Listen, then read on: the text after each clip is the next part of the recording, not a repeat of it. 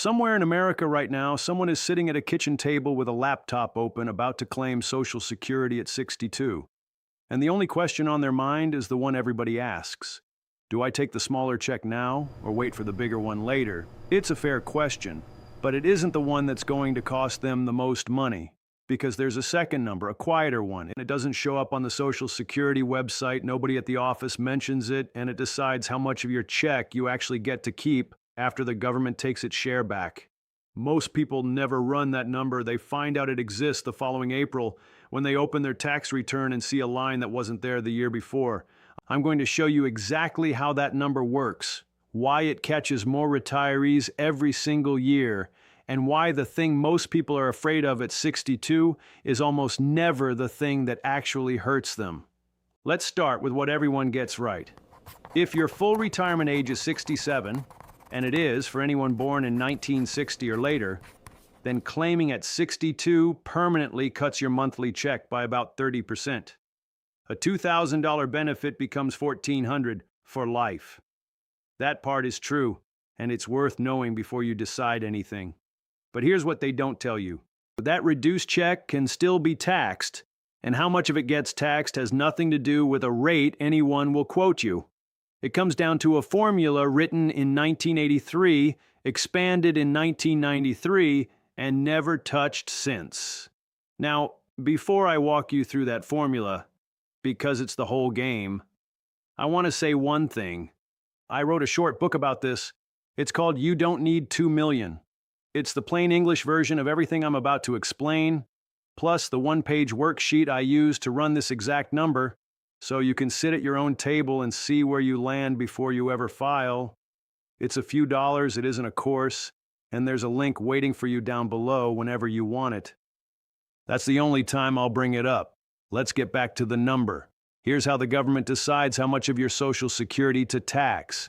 They take your other income, your pension, your withdrawals, your interest, your dividends. Then they add half of your Social Security on top of it. That total has a name. It's called your provisional income. And it gets measured against two lines in the sand. For a single person, the first line is $25,000. The second is $34,000.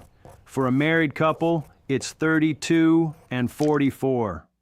Cross the first line and up to half of your benefit becomes taxable. Cross the second and up to 85% of it does. Now stay with me because this is where it turns.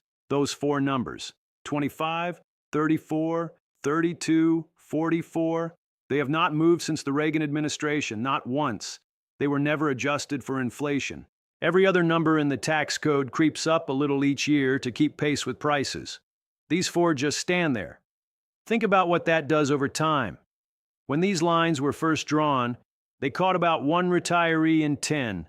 The rules were aimed at wealthy people. Today, those same unchanged lines catch roughly half of everyone drawing Social Security. Not because anyone voted to raise your taxes, but because the line stood still while 40 years of cost of living raises quietly walked everyone across them. And here's the part that stings. That annual raise you get, the cost of living adjustment everybody celebrates, counts toward provisional income. So the raise that's supposed to help you keep up with the grocery bill can be the very thing that nudges you over the line and hands a piece of it back in tax. This is what people in the business quietly call the tax torpedo. Here's why that name fits. Once you're anywhere near one of those lines, adding a single dollar of income doesn't just add a dollar to your tax bill. That $1 can drag another 85 cents of your Social Security into taxable territory right alongside it. So a single dollar of income becomes $1.85 of taxable income.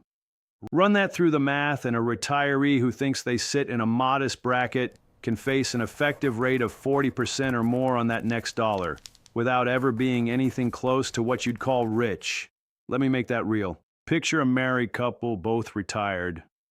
Between them, they've got about $30,000 a year in Social Security and another $35,000 from a small pension and a couple of IRA withdrawals.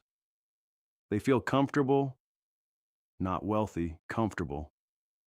Then the roof starts leaking, or one of them has a medical bill.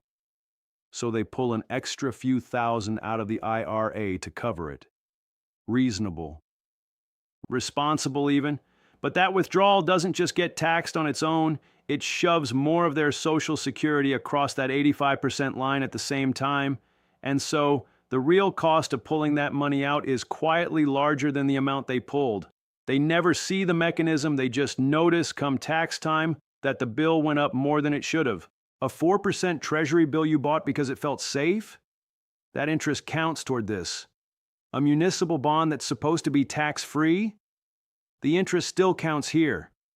This is one of the only corners of the entire tax code where tax-free money is quietly counted against you. And it gets heavier as you age, not lighter. Because at 73, the government requires you to start pulling money out of your traditional retirement accounts, whether you need it or not. Those required withdrawals are income. More income means more of your Social Security crosses the line. So the torpedo doesn't fade as you get older. It arms itself. Now, here's the reversal I promised you.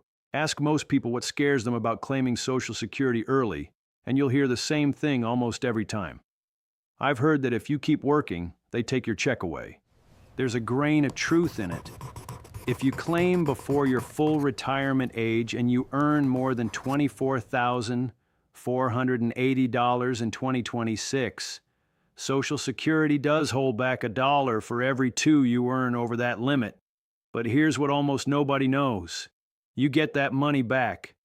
The day you reach full retirement age, Social Security recalculates your benefit and pays those held back dollars back to you, spread into a higher monthly check for the rest of your life. It was never a penalty. It was a loan you made to yourself without realizing it. So look at what's actually going on here. The thing people fear most, losing checks while they work, is the one that's temporary and refundable. And the two things almost nobody talks about, the permanent 30% cut and a tax formula frozen since 1983, are the ones that follow you for the rest of your life. The fear is pointed at the wrong target. That right there is the real story of claiming at 62. So what do you actually do with all this? You can't move those 4 frozen lines. Congress hasn't in 40 years, and I wouldn't hold my breath waiting. But you can move the one number that gets measured against them, your provisional income. And that's where the real control lives. The retirees who handle this well treat those thresholds like a speed limit they can see coming down the road. They look hard at the quiet years, after they stop working, but before those required withdrawals start at 73. That stretch is a window. In it, some of them move money out of their traditional accounts and into a Roth account, a little at a time, in the years when their income is low. Because when that Roth money comes back out later, it doesn't count in this formula at all. It's invisible to the torpedo. Others, the ones who give to charity anyway, send that money straight from their retirement account to the charity. It satisfies the required withdrawal without ever landing in their income. And one more thing, because it trips a lot of good people up. You may have heard about the new senior deduction, $6,000 for an individual, $12,000 for a couple, for the next few years. It's real and it's welcome, but it does not change this calculation. It lowers your taxable income at the very end of the process. It does not lower the number that decides how much of your Social Security gets pulled into tax in the first place. So please don't count on it to diffuse this for you. It won't. Now, none of this is a reason to never claim at 62. For some people, claiming early is exactly the right move. Someone in poor health, someone who genuinely needs the income now, someone whose husband or wife is the higher earner and whose own benefit matters less. Anybody who tells you there's one right answer for every single person is selling you something. The point is simpler than that. Before you file, run your number, add up your other income, add half of your benefit, and see which side of those lines you land on. 15 minutes at the kitchen table will tell you whether that torpedo is even pointed at you. And if it is, you've got years, not days, to quietly steer around it. That's the number nobody hands you. Now you know it exists, and you know where to go looking. If you want the plain English walkthrough and the worksheet to run this for yourself, My book, You Don't Need 2 Million, is linked right below this video. And if this cleared something up for you, do me one favor and stick around. The next one is about the order you pull money out of your accounts, and how that one decision quietly decides how long the whole thing lasts. I'll see you there.